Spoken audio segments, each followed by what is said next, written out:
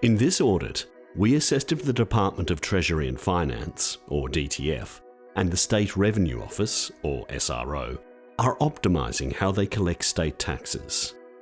We looked at SRO's processes for collecting tax, how DTF and SRO measure and report on SRO's performance, and if SRO is minimising its costs to collect tax.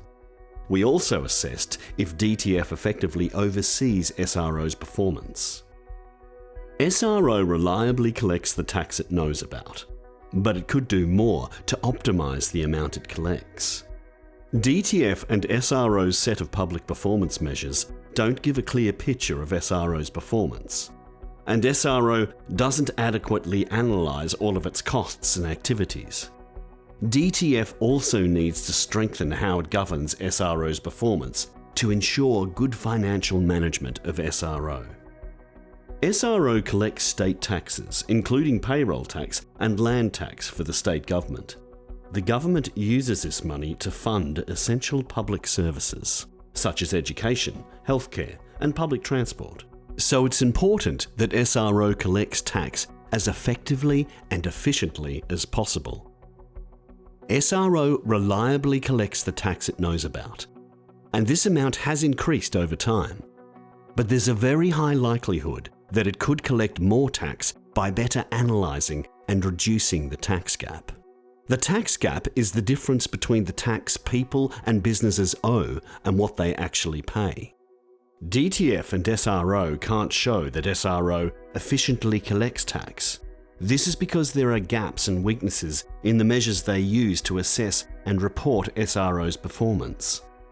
For example, SRO has a performance measure to assess how much it costs to collect $100 of tax.